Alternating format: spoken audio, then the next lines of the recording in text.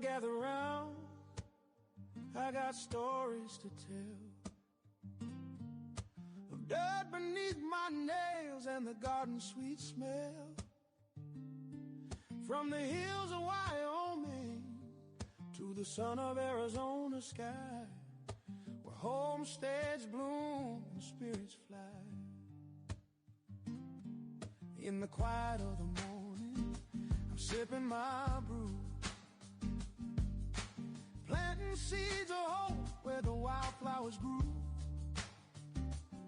From Apple Cottage to the tent, can I roam, creating a life where my heart feels at home.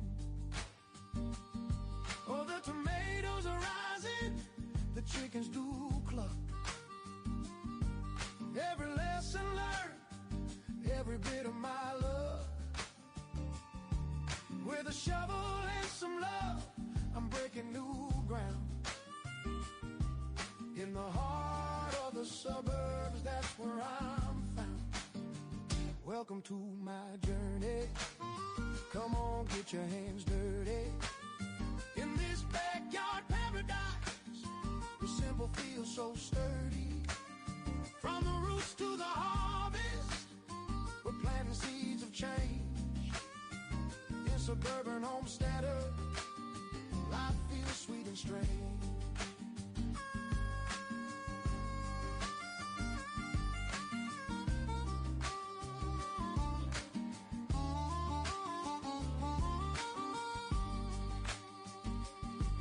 Growing food, making bread under the wide open sky. Each season brings its magic as the days drift by. On this road of self-sufficiency is what I found. To share the real life where love knows no bound. From planting to preserving, I'll guide you along. In this homesteader song, you can find where you belong.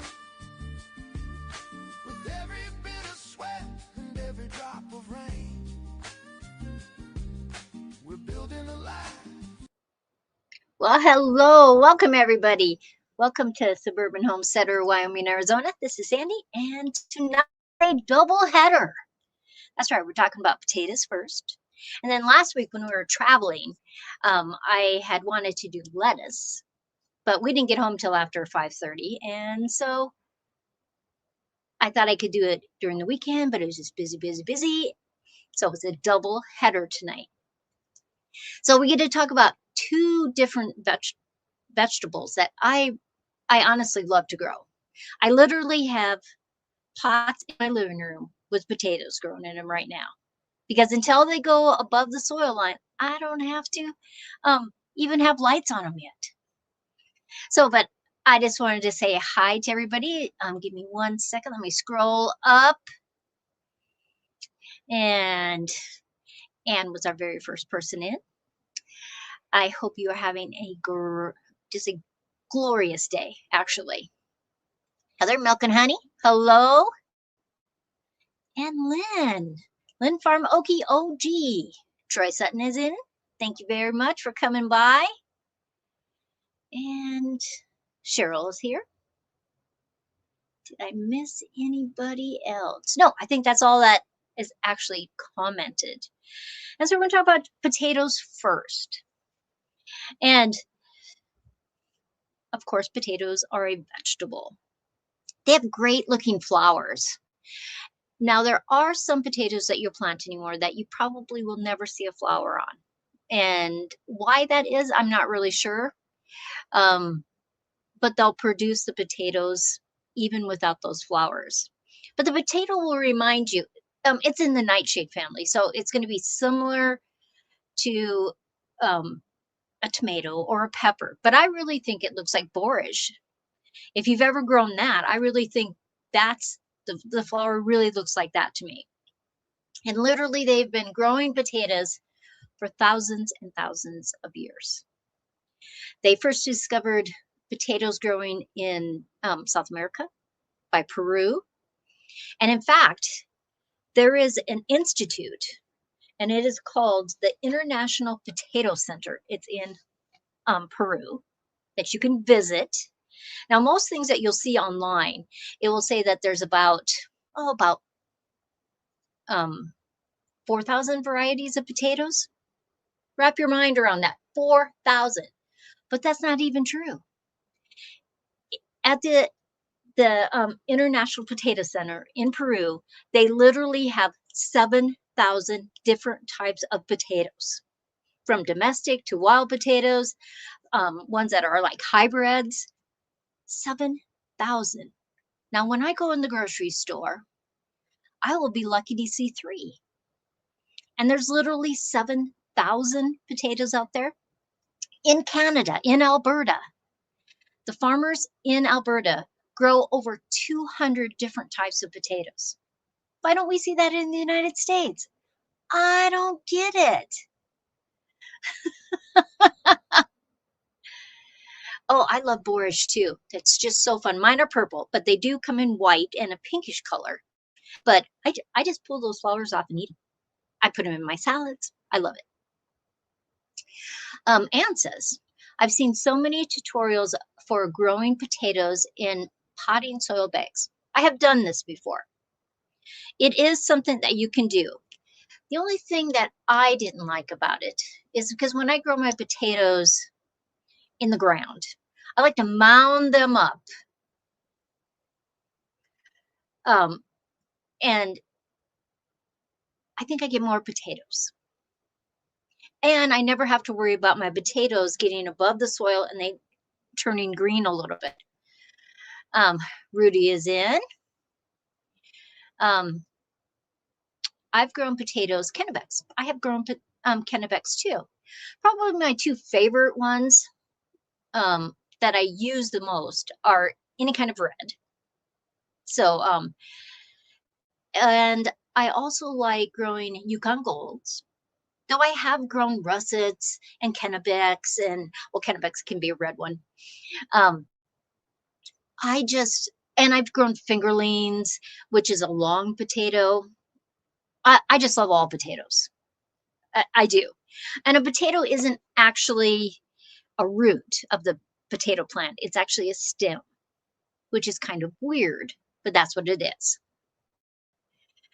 And there's 4 main parts to the whole potato plant. So you plant your potatoes, right? It makes a root. The potatoes are like a tubular. There's leaves, there's stems, and actually there's flowers. So if you count that, there's probably 5 parts. Potatoes were actually the very first vegetable that was grown in space. And you can literally grow potatoes in every single state. I like that. Because no matter where you live, oh, Julie says, is Sandi glitching or my internet? You guys, I'll have to tell me because I don't see anything on my end. But I like that, there's a lot of vegetables or fruits that you can only grow in certain states. But a potato, you can literally grow in every single state in the United States. You can grow them in Mexico, you can grow them in Canada, all of North America, all of South America, and all over Europe. It's basically one of those great vegetables that you can grow any place in the world, other than like Antarctica. You'd have to grow them inside. Some people call potatoes spuds. Some call them tubulars. I just love the whole idea. Now, have you ever grown potatoes and they make the flower and then it makes this little ball on the back where the flower was? Those actually have seeds in there. And you can literally grow potatoes from those seeds.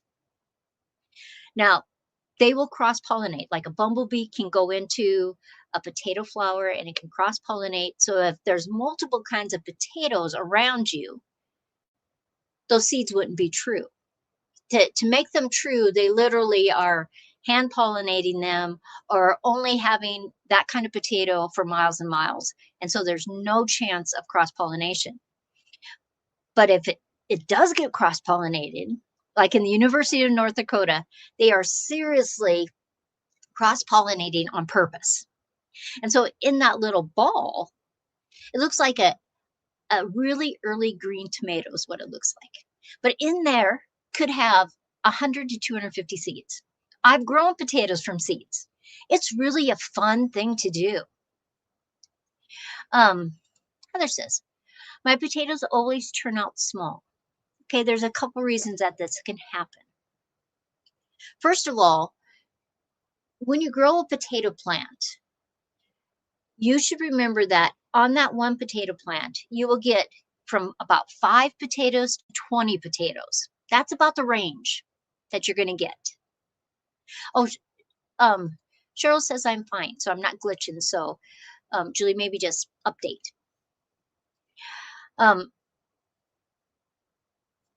See, I lose my thought. Oh, anyway, why they're small. So you can get from a single plant 5 potatoes to 20 potatoes, depending on what kind of potatoes you're growing and the whole soil and everything like that. If your soil has too much nitrogen in it, you're going to get great big plants and hardly any potatoes, or the potatoes will be very small. There's just too much nitrogen. So the energy is all going to the leaves and stems. One thing I do is I might give some fish emulsion or compost, worm castings at the very beginning. But my rule is after the 4th of July, I am not giving those plants anything but water. I'll mound up the soil so that the plant can keep growing and those potatoes are covered. But I don't want to give it any nutrients because I want all the energy to go into the potatoes. I don't want that, putting a fertilizer on it and it just wants to grow more plant. The other thing I like to do is I like to chop my potato plant in half. That's right. Literally, if that plant is 3 feet tall, I'm cutting it down to about 18 inches. I know it's crazy. Henry is here. Hello, how are ya? Are you cold or have you warmed up a little bit? He has some great videos. If you haven't been on Henry Leslie, Vermont, he has these deer cams and great videos. Okay, I digress. But I really cut them off around about the time when I stop fertilizing. I want the energy to go into the potatoes.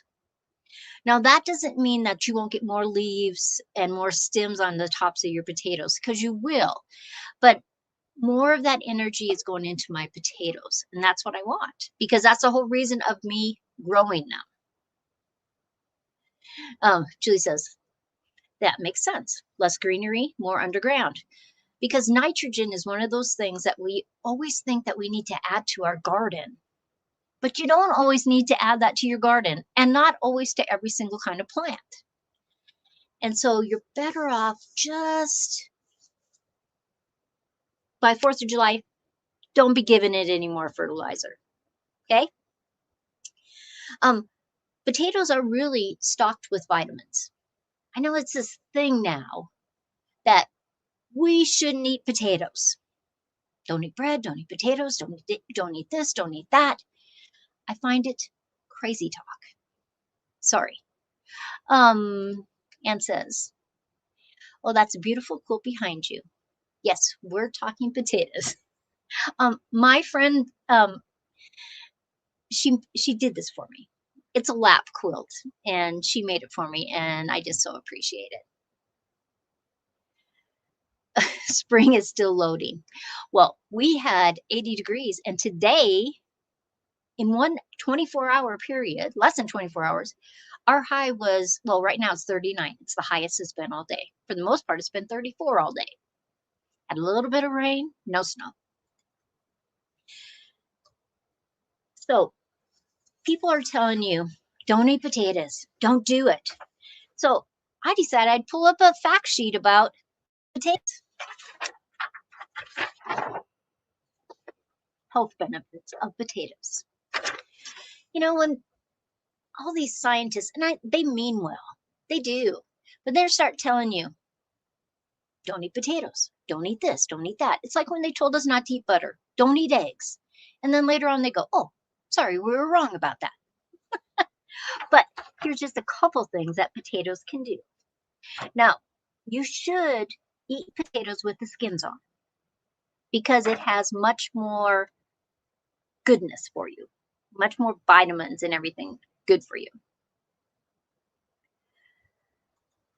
Anne says, we have one more cold night, then I'm planting outside. Oh, so jealous of you.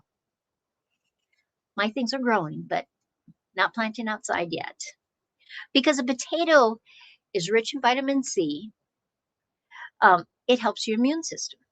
It helps with blood clotting. It helps with connective tissue and your blood vessel walls. Potatoes are high in potassium, so they help regulate blood pressure and fluid balance. Potassium is also essential for normal muscle and nerve function. It helps with chronic diseases, and it has carotenes in it, polyphenols in it. It just has all kinds of stuff that will help you. So unless your doctor tells you not to eat potatoes, and I'm not telling you you should eat French fries every day because that's a lot of oil, but potatoes with the skins on them are good for you. There's always this balance. And, you know, there's all these crazy diets. You're only eating meat. You're only eating this. You're only eating this. Balance. That's why we have a vegetable garden. So we have balance. Charmaine is in here. Hello, my dear. How are ya? May is plant outside time here. Most of my stuff will go outside. I do have some, you know, I have my little cabbages that are just coming up that I just planted since I've been home. But then I did buy some starts, some brassica starts. So I have cabbage, broccoli, cauliflower, and spinach. So over the community garden this coming week, I'm going to plant them and then put a row cover over top of them. And so I'll do that. Henry says, love baked potatoes. Me too. I love a good baked potato. Do you know that the very first French fry, who ate the very first French fries in the United States? Our founding fathers. That's right. There's been French fries since way back then, 250 years, that they were eating French fries. I find that crazy. Who would have known that you could do it? Okay, so we're going to grow potatoes, right? How do we want to do it? Before we start, I want to show you this little fun fact sheet. I put it on a post so that you can just print it off. But here is, let me copy that. I'm going to put it in the chat. It came from Alberta, Canada. And it's a great thing. So if you have kids or grandkids, it is a fun thing to show them. And this is one of the pages, and this is the other page. And it's just facts and fun things about potatoes. I went through the whole thing and did all the things because I found it fun. You know, I like word puzzles, and I just thought it was great fun to do. And I learned some things about potatoes. So you can either print it right off of my post, or you can just copy that and it will take you right to it and you can print it. But it's a fun thing. Okay, we're going to plant potatoes, right? I like to do what they call chitting potatoes. Now, you may or may not know what that means. I am going to put my potatoes, I like to use egg cartons.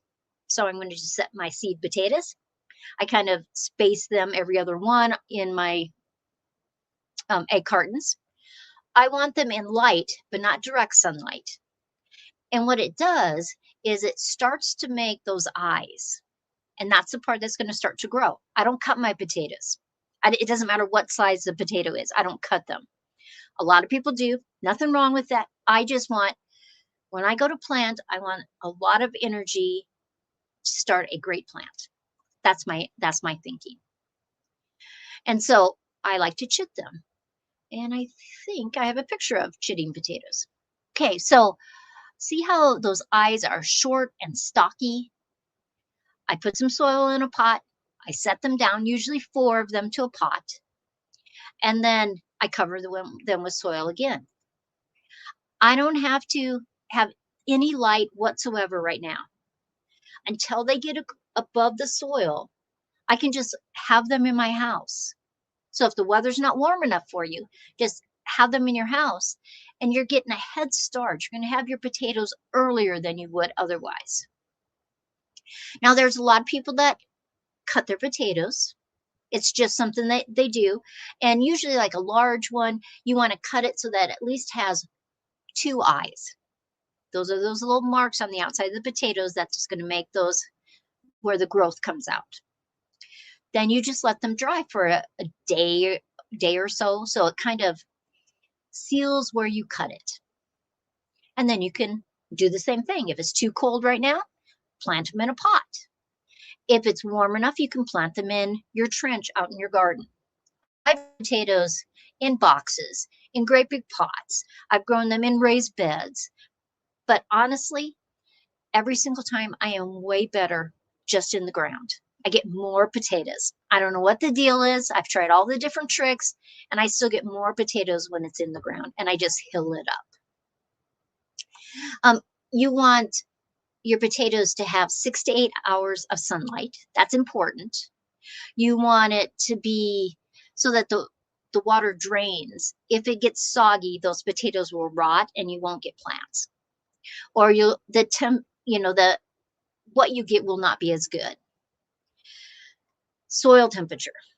Now, it's interesting that a lot of places in the United States have been much warmer this year, right? But that doesn't mean that your soil, when you dig down a few inches, is that warm. It needs to be 45 to 50 degrees. So get yourself a temperature probe for your soil. Basically, every box store sells them anymore. It's under $10. You just push it into the soil and it'll tell you the temperature. 45 to 50 degrees. And then you can plant them in early spring. They'll start to come up. If it's going to be really cold that night, you want to cover it so that those leaves that are coming through the soil don't get frozen. If they freeze partway, you're probably still safe. But if it's a really hard freeze, a lot of snow, it lasts a long time, you may have to plant again. But I always figure it's worth the shot. So I'm just going to dig trenches 4 to 6 inches deep. And I'm going to set my potatoes, because I do the whole ones, or your pieces. And I want them, 8 to 12 inches apart. I want between the rows a couple feet. And then I'm going to cover them with soil. But it's still the trench. I haven't covered it all the way. As those plants start growing, I'm going to put more soil on there. When they get way above the soil level, then I'm just going to push that soil so it just mounds them. They call it hilling. And every time it gets, like the first time I'm going to hill it, it's probably 6 inches of plants. And I'm basically going to hill that, and you're going to just see those very top of those potato plants. I do like to have the soil moist. I don't want it soggy, but I do like it to be moist. And so that's probably 1 inch to 2 inches of water per week, depending on what part of the summer it is. Once it gets 90 and 100, I'm always watering. And it is really important that when your potatoes start to flower, you do water them well while it's flowering, because you will get more potatoes and bigger potatoes at that time. Now, I like to check when this happens, because if there's some little potatoes, those new potatoes, I'm going to grab some of them. I love the taste of new potatoes. And then I'll just push the soil back on there. But I don't harvest most of my potatoes until literally the plant has basically died back. You know, it gets all brown, it gets crunchy, lays on the ground. Then I'm ready to dig up potatoes. I like it to I like it to be done. I don't want to pull the whole bunch of them up early and then think, oh, I should have left that plant in for a while because maybe I would have got more potatoes. And I really think that things to think about. If I plant it too early and the soil isn't warm enough, it kind of stunts my potatoes the rest of the year.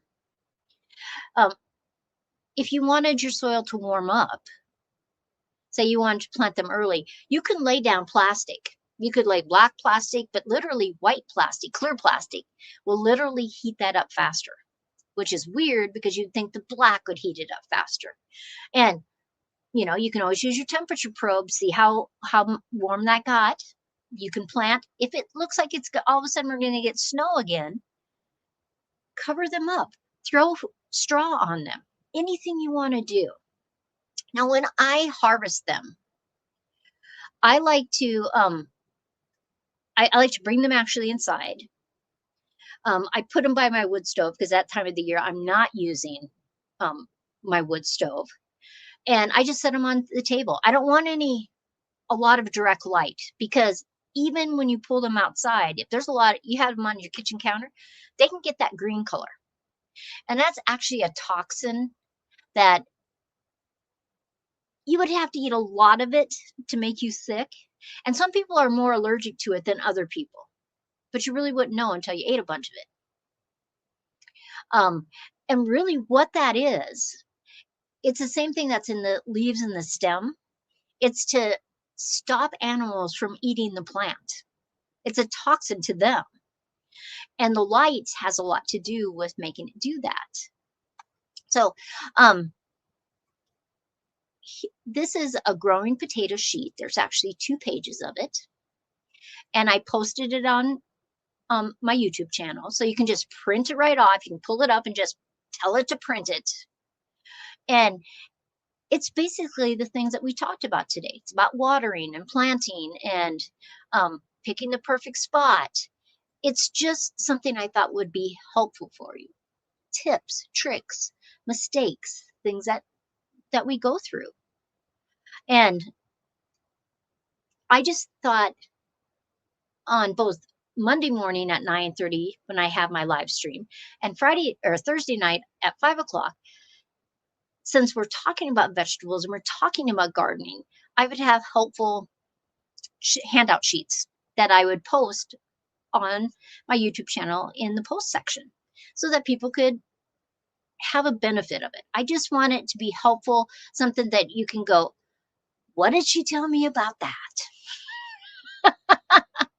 And you don't have to go back through the live stream. Not that I mind if you listen to the live stream again.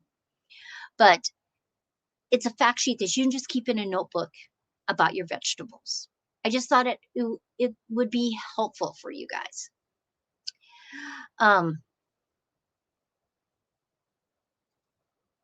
Okay. Do you stick your finger in the soil to check the depth of the water? Oh, I've done that many times.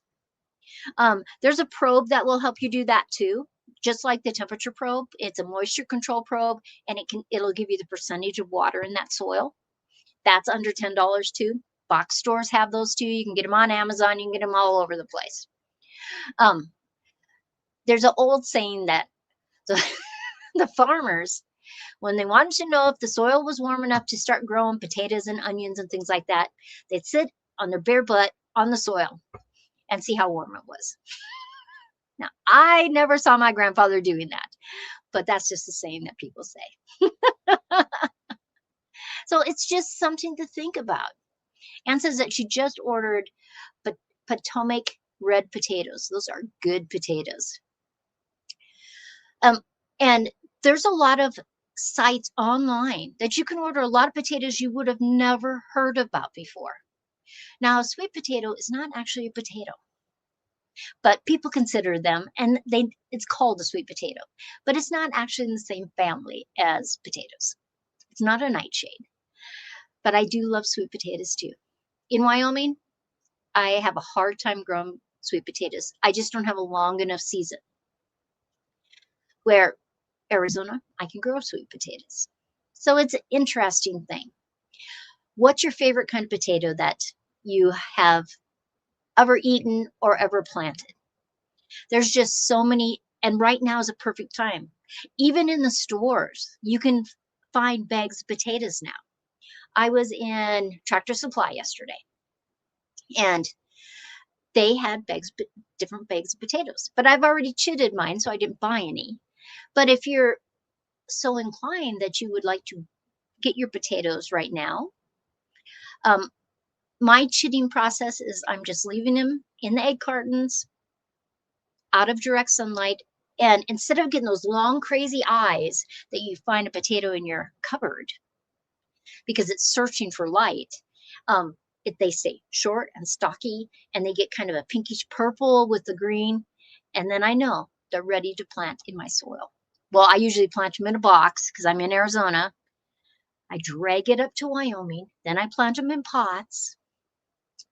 Yeah, and they had, I think in ours, they had 4 or 5 different kinds of potatoes, and they weren't a bad price. Lots of the seed companies will sell you potatoes online, but there's literally potato sites, and you can order all kinds of potatoes. Heather says, I have mine in boxes. See, I like to do that. When mine had all kinds of roots when I pulled them out of the soil and I planted it into my pots. And I thought, oh, it's going to be a good potato season. But if you have a chance to look up the International Potato Center, it's in Peru. They give you all kinds of information. That like potatoes are the 3rd most important crop in the entire world. When they printed this, there was 374 million metric tons of potatoes produced. There's probably even more now. China produces the biggest amount of potatoes, 88 million tons per year. But there's 156 countries that grow potatoes to sell. So that's kind of interesting. But they have fact sheets on that International Potato Center site, and I just thought it was really interesting because potatoes aren't just the colors that we buy in the store. There's blue potatoes and purple potatoes and red and pink and even blue potatoes. So look that up. Now, since it's a double header, and if you're willing to stick around, we are going to talk about lettuce. Let us talk about lettuce. And says she's growing hers in the ground, and a lot of them. Ooh. Do many recipes with them. I love potatoes. You know, when they started telling me, oh, don't eat potatoes, they're this, they're that, and I thought, seriously, they're a vegetable. Everything in balance. Okay, let's talk about lettuce. Also, I did a post on my YouTube channel, and I have things about lettuce. Things about growing lettuce in Wyoming versus Arizona, and some fun facts. So you can just print that right off of there. And I just thought that would be kind of fun for you guys to have too. So let's talk about lettuce and what kind of lettuce, what should we do? Oh, your lettuce is bolting. That's because they don't like 90 degrees. The fastest way to have your lettuce bolt is the temperature rise, because it is basically a cool season crop. It's not as hardy as like cabbage or broccolis, but it really does like the cool season. And a trick for you. I like to I'll do PVC pipes around where my lettuce is, and then I'll take, it's called bamboo fencing. And so it's bamboo strips and it's got space in between there. And so when the temperature starts to get warm, I will just hook that bamboo fencing. I'll just clip it on those PVC pipes so the sun still gets through to the lettuce, but it's much cooler underneath there, because otherwise, for sure, your lettuce is bolting. And I think it changes the taste of your lettuce once it starts to bolt too. Ann says, I planted lettuce with my cabbage and broccoli and beets, but I love growing lettuce in my hydroponics best. And I have to totally agree with you. I mean, I always grow lettuce in the garden too, but seriously, the easiest, most productive way to grow lettuce is in a hydroponic system. You have so much control over it, and you just keep cutting those leaves, those outer leaves, and it just keeps growing and growing and growing. And you're regulating the temperature. It's just easy as can be. Oh, let's say one other thing. That's true, Henry. There are potato bugs. So let's go back to potatoes one time, and I totally forgot to, and that was in my notes. I handpick my potato bugs. But I try to do it early in the morning, and then when the sun starts to set, when it gets cooler again, and I'm just picking them and throwing them in a bucket with water, or I'm literally crushing them with my fingers or my shoes. I don't like potato bugs. Another thing that might be a pest for your potatoes, and it is with your lettuce also, are little flea beetles. They can really just eat into the leaves, and it can be bad. And so diatomaceous earth is something you can sprinkle onto your potato leaves or your lettuce if you're having a problem with that.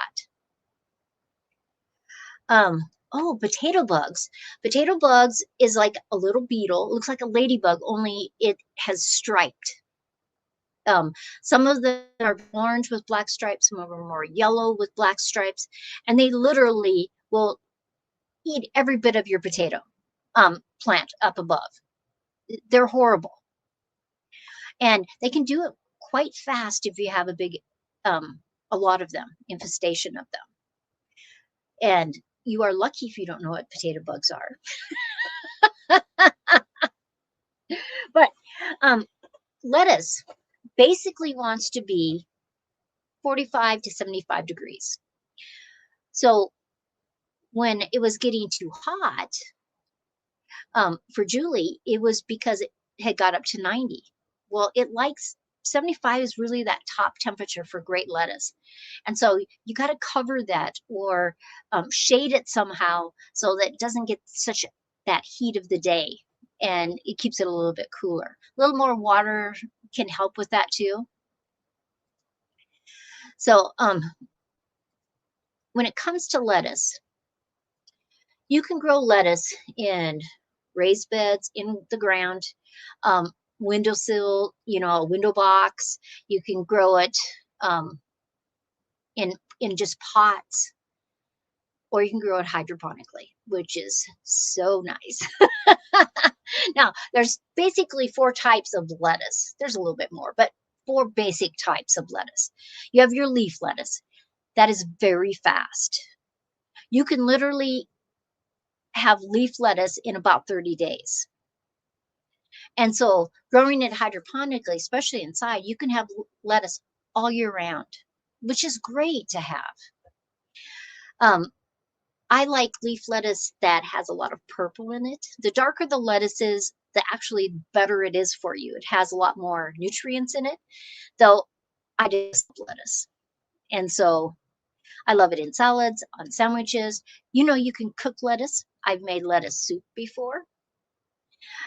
There's butter heads, which it's a head, but it's soft. It's not solid like an iceberg lettuce. So there's the iceberg takes longer to grow. Oh, and there's romaine. Almost forgot the other one. Romaine is one of my favorites. It's much taller. It's solid. It has great flavor. And so any of those are ones to try. All lettuce, though, it likes their soil loose and well draining. I like to plant, if I'm planting outside, I literally like to do paper towel rolls with my lettuce. Not that I haven't scattered it and then put a little bit of soil on top and watered it in good. But if you take paper towel, pull it apart every inch, every 2 inches, depending on what kind of lettuce you're growing. You put a dot of glue and a seed, dot of glue and a seed, put them back together. Then the area that you're going to plant your lettuce in, push the soil around a little bit, lay it on, sprinkle some soil on top, and water. Your lettuce will be perfectly spaced. I love it. Now, one of the things you have to remember, at those early stages, the soil always needs to be moist. It can't dry out, or those little tiny plants will die out with them. If you can provide partial sun, say wherever you're planting your lettuce, maybe there's a taller plant that's going to block that afternoon sun, planting it by your tomatoes. And it blocks it, so it's really only getting the morning sun. Your lettuce will be so happy. So I've grown it completely right in the sun, and it will still grow. Oh yeah. Oh, Jennifer, hello.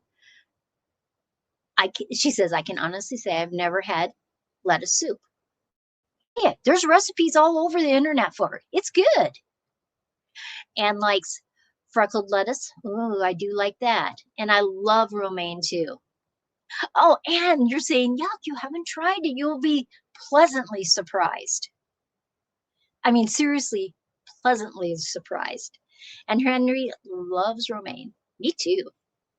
I mean, it just makes such great salad and lettuce with your sandwiches. It's just, and it's a beautiful plant. You know, you got whole rows or sections of this romaine lettuce coming up, and it is just fabulous. It's just like, I just love it. Now, when it comes to like leaf lettuce, I'm harvesting continuously. Every day, every other day, I'm out in my garden and I'm pulling those outside leaves off, and it just keeps growing. Now, the difference between Wyoming and Arizona is that in Wyoming, I plant them in the spring or in the fall. It'll tolerate a little bit of frost, but not very much frost. So I have to watch when it starts to get hot, because that can make a whole difference on not only my plant, but the way it tastes. Where in Arizona, I grow it in the fall. I could do it early spring, but after that, and even now in Arizona, I wouldn't be able to do it because all of a sudden there's triple digits in March, and that is so unusual. And it's too hot to grow lettuce then. But I've grown it lots of times when I go down there, so I grow it in the wintertime. So that's interesting. Oh, Paris Island and freckled lettuce growing in my hydroponics. Paris Island lettuce is extremely good. Oh, Avondale, interesting. It's interesting about lettuce because it's a tender plant, but really it can just grow and grow and grow, and it's just like, what? I mean, seriously. But in Arizona, fall through early spring, I'm there, and I love growing leaf lettuce just because I can do that cut and go. Where when I grow like my romaine or an iceberg, a heavier lettuce, I'm waiting and I'm chopping the whole thing off. Not that it won't, that like the romaine won't grow a little bit if I just leave that roots in the ground. It will grow up a little bit again. But I really think, especially with leaf lettuce, the more you pick it, the more it wants to grow. Okay, mistakes, things that can be hard on it. If you overwater, it can rot. The roots can rot. If you underwater, the leaves become kind of tough. The texture is different. If you ignore pests like aphids, can be a menace to lettuce.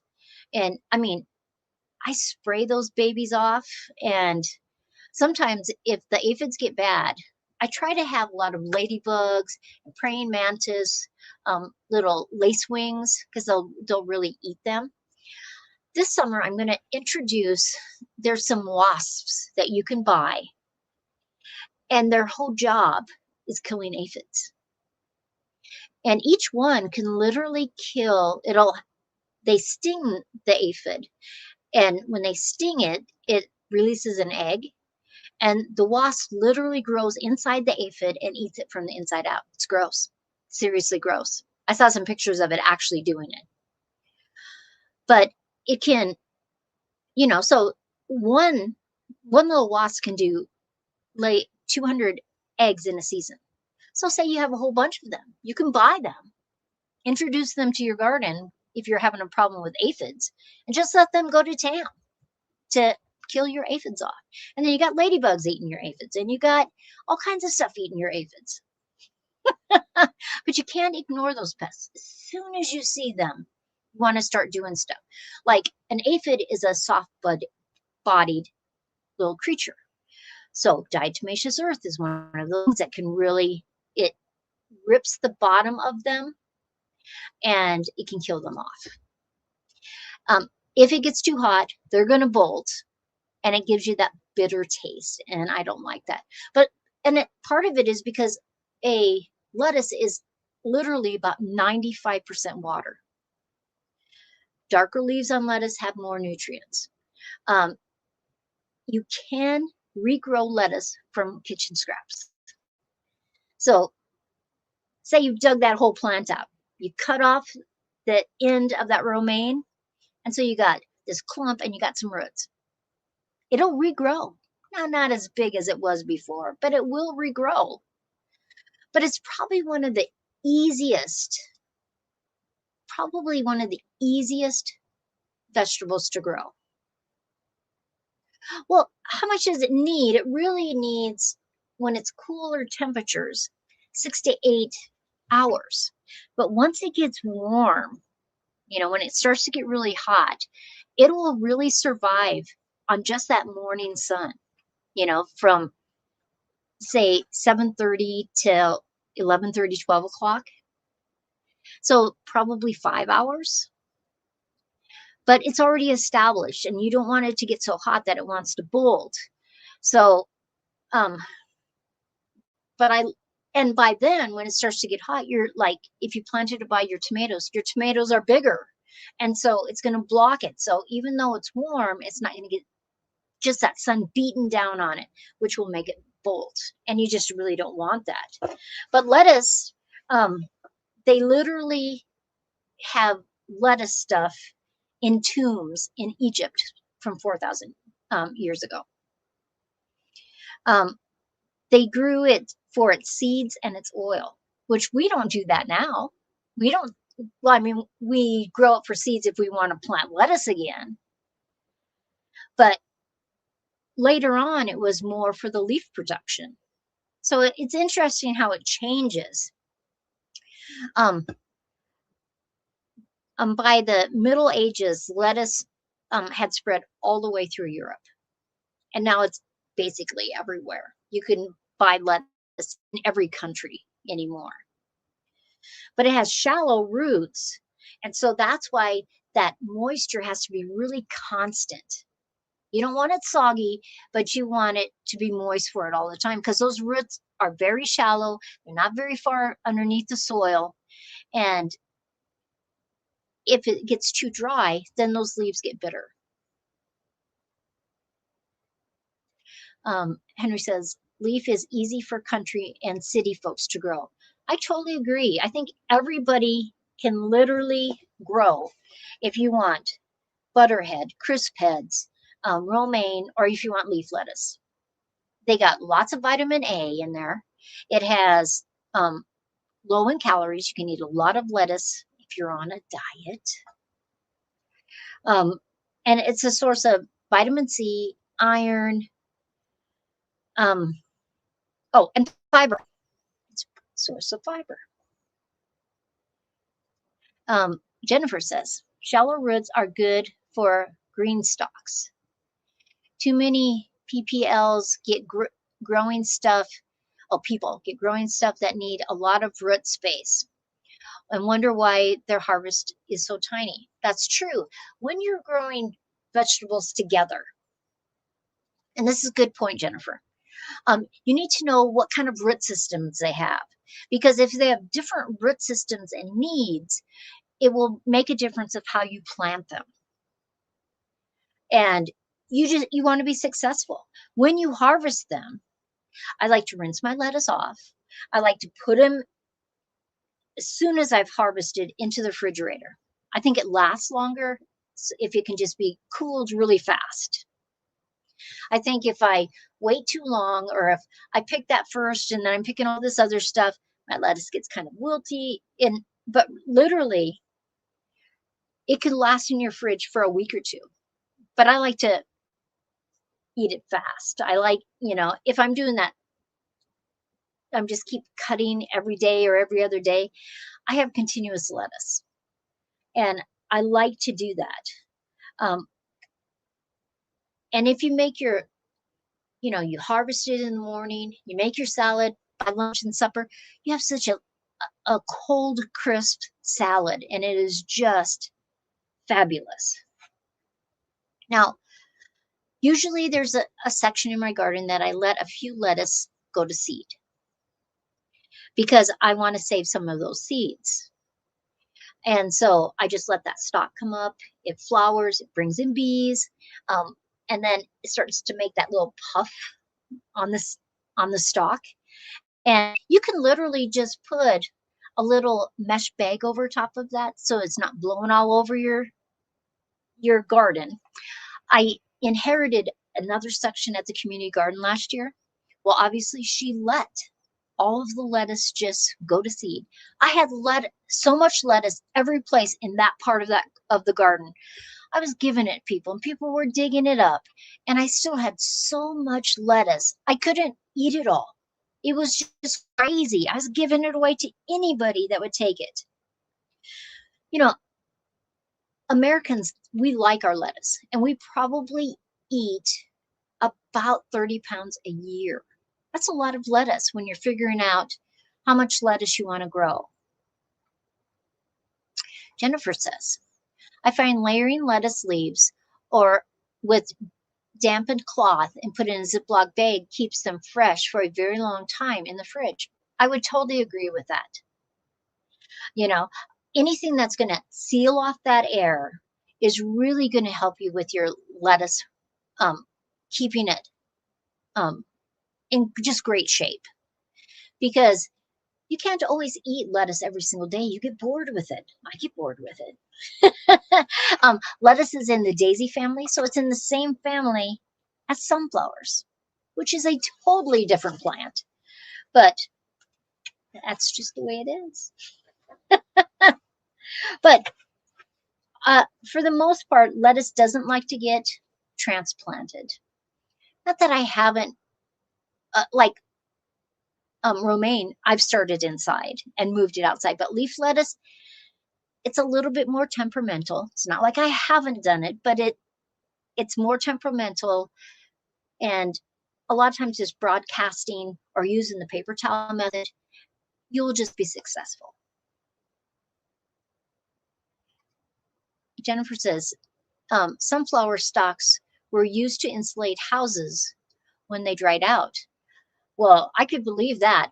I'd like to save my sunflower stalks because I can use them in the garden the next year. They're hard and sturdy, and I love them. Henry says he's looking forward to asparagus. I had asparagus down in Arizona this year that I had planted. Oh, and you can freeze-dried lettuce. Give it to the chickens all winter to munch on. That is an interesting idea because if you have chickens or other kinds of animals on your homestead, um, any of that extra stuff, you don't want it to go to waste. If they can consume it, it's awesome. Let them consume it. And you will have better eggs and better tasting chickens later on. There are some damage that you can get from leaf miners. If you see on your lettuce, and it looks like these little racing trails on the leaves, you have leaf miners. And they can get into a lot of different vegetables and actually leaves on trees and stuff like that. Oh, Jennifer says that she doesn't think that people eat freeze-dried lettuce, but chickens would eat lettuce chips. I wonder. I'll ask my daughter. She has a freeze dryer. She tries all kinds of stuff. Charmaine says that she planted beet seeds a few days ago. Also, red sail lettuce. Ooh, tasty. I love lettuce that is reds, purples. Actually, I just love lettuce. That's all there is to it. But lettuce can get powdery mildew. It can get what they call gray mold. If you get some of the different things, like, of course, there's things you can spray on your vegetables, but some things that you might not have thought about, clove oil, rosemary oil, thyme oil, is something that you can mix it actually with water and spray it onto your plants. The water will evaporate quickly, but the oil can really help with that. Henry says he's got to go. Thanks so much for stopping in. Anne says she loves beets and lettuce. See, me too. Joe only likes beets if they're pickled beets. He doesn't like beets otherwise. You would have to grow a lot of to freeze dry. I would think so too. But sometimes that happens, maybe it blew, you didn't get all of the seeds contained and they blew into a section of your yard or in your section of your garden. But you would need a lot to freeze dry. That's true. But before you start spraying all kinds of crazy stuff on your lettuce or anything else, think of natural things that you can use. Diatomaceous earth, clove oil, rosemary oil, thyme oil. Some things, cinnamon oil. It's just something to think about. But you guys, I appreciate that you stayed with me for an hour today when we did a double header. And I hope you are growing lettuce and potatoes this year, along with a lot of other things this year. And Monday morning, 9:30 Mountain Standard Time, I have a live stream. And what am I talking about? Oh, do we go into, I don't know. Am I in March still? I am in March still. So we are going to talk about planning a small backyard homestead on Monday morning. So that should be interesting. But everybody, thanks so much. I hope you have a great day. Thank you, Jennifer. Always, if you hit the like button, make sure you subscribe. And because sometimes all of a sudden you're not subscribed to a channel and it's like, what? I didn't do that. But mostly, if you found this interesting and you thought it might help somebody, if you share it with them, I totally appreciate it. Charmaine says that too. Make sure you like whatever oil you spray on the lettuce. See, this is true because it will affect how it tastes. But sometimes what you can do, if you have just a terrible infestation of something, you can spray it. It's going to kill it, kill those bugs. And if it's something that you don't like that taste, you can always start taking those leaves off, giving them to your chickens, doing chop and drop, and that lettuce keeps continuing, and maybe that stopped your issue that you had. And Charmaine says that she's in Idaho, so she grows russets because that's what they grow in Idaho. Awesome. Everybody, thank you so much. Thanks for staying for a whole hour. And I'm going to go fix me some supper. I appreciate it, and I will see you guys soon. Thanks, everybody.